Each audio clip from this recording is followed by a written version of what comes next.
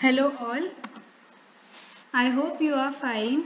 Myself Srushti Kiran Chinchamalatpure. I am going to tell about theories for coordination compounds. As my topic is related to coordination chemistry, let me tell you first what is coordination chemistry. Coordination chemistry is the study of compounds that have a central atom surrounded by molecules or anions known as ligands.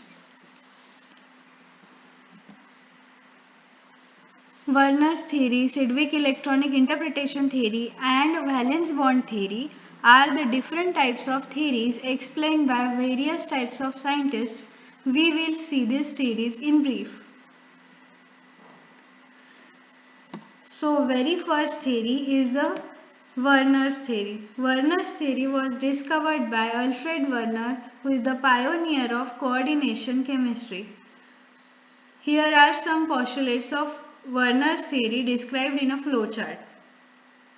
Central metal ion has two valencies according to the Werner. First is primary valency, second is secondary valency. Primary valency is oxidation number, secondary valency is the coordination number. Primary valency is ionizable and non-directional. Secondary valency is non-ionizable and directional. Primary valency is satisfied by negative ion. Secondary valency is satisfied by negative ion and neutral molecule. Primary valency is shown by the dotted line. Secondary valency is shown by the dark lines. Non-directional means it will not decide the geometry, and directional means it will decide the geometry. The primary valency and the secondary valency of both are fixed according to Werner. Primary valency is equal to 3 and secondary valency is equal to 6. The compound which was first studied by Werner while studying coordination chemistry is cobaltamine. Here are some drawbacks of coordination. Here are some drawbacks of Werner's theory.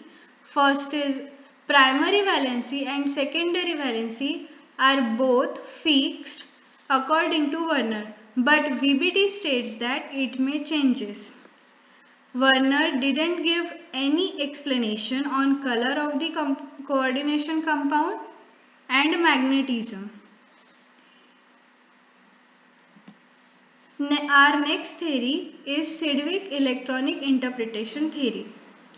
Sedgwick electronic interpretation theory was discovered by Sedgwick in 1927.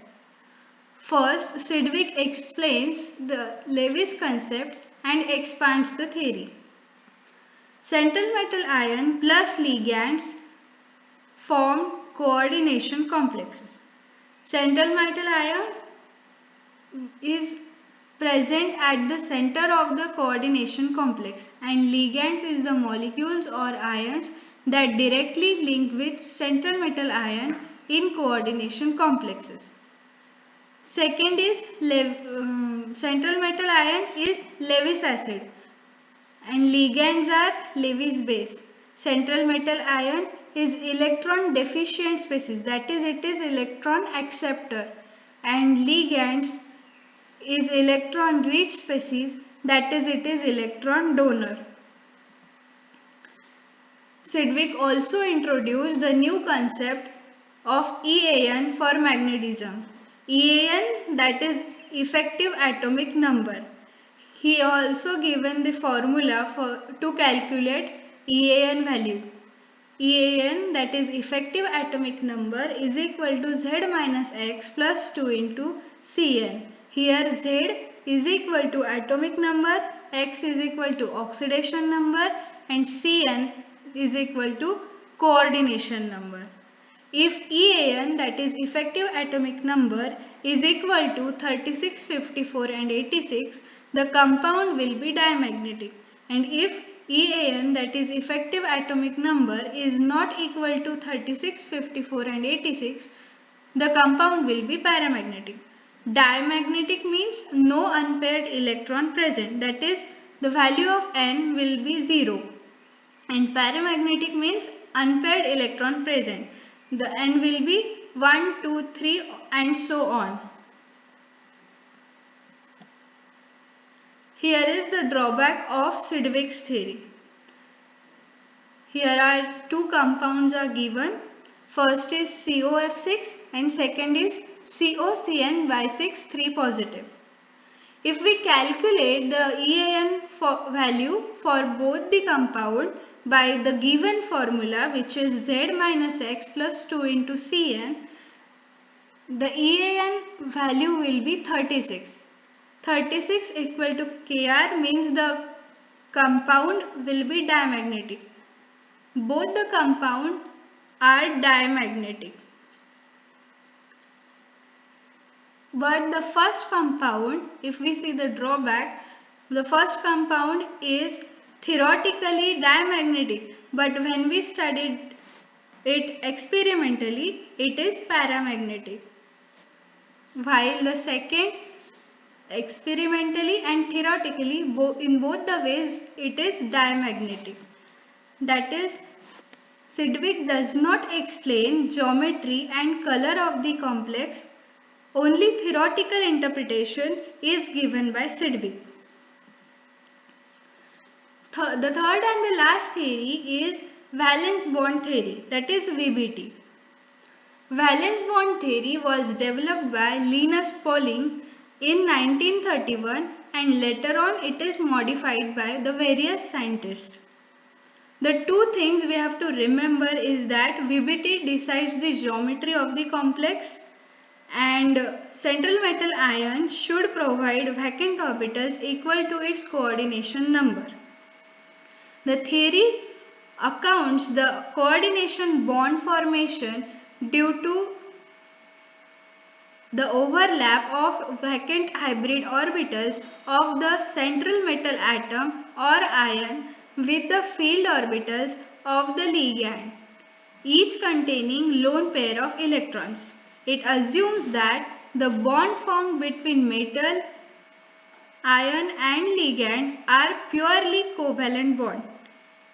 As I said before, we have to remember two things, that VBT decides the geometry of the complex. Geometry of the complex is directly proportional to the coordination number. And second thing which we have to remember is CMI, that is central metal ion, should provide vacant orbitals equal to its coordination number. If we take an example, if coordination number is 6, then the vacant orbitals present should be 6.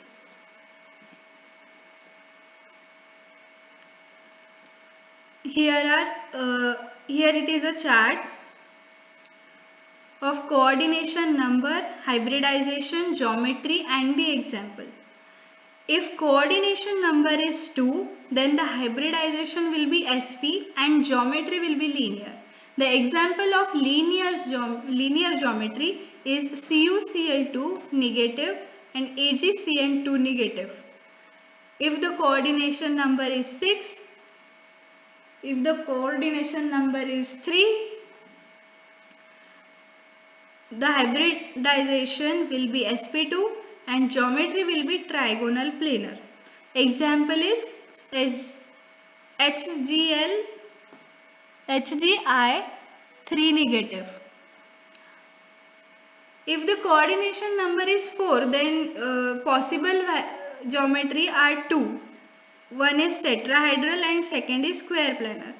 If we talk about geometry, tetrahedral geometry, the hybridization is sp3 and the examples are NiCO by 4, NiCl by 4, 2 negative. And second is the geometry square planar, coordination number 4. The hybridization will be DsP2, geometry will be square planar and example is NiCN by 4 2 negative and PtNH3 by 4 2 positive. If coordination number is 5, then the possible hybridization is DsP3. Geometry will be trigonal bipyramidal. The example of this is FeCO by 5. Coordination, if coordination number is 6, then here are the two possible geometries. First is octahedral, inner orbital octahedral, and second is outer orbital octahedral. If the hybridization is D2sp3 hybridization, the geometry will be inner orbital octahedral. An example of this is TiH2O by 6, 3 positive, FeCN by 6, 2 negative, FeCN by 6, 3 negative, and CONH3 by 6, 3 positive. The another geometry for the coordination number 6 is outer orbital octahedral, whose hybridization is sp3d2. And the examples are FeF6 4 negative, COF6 4 negative, and FeH2O 6 2 positive. Here are the geometry, structural geometry. You can see the structure here. The first one is for linear geometry. Second one is for non-linear, that is bent structure. Then third one is for trigonal planar, which we have seen for coordination number 3 here. Fourth one is pyramidal. Fifth one is tetrahedral, which we have seen for the coordination number 4. Next one is square planar. This is also we have seen for coordination number 4. Next one is trigonal bipyramidal, which we have seen for coordination number 5. And the last one is octahedral, which we have seen for the coordination number 6. Thank you. Hope you liked and hope you understood my topic well. Thank you very much. Have a good day.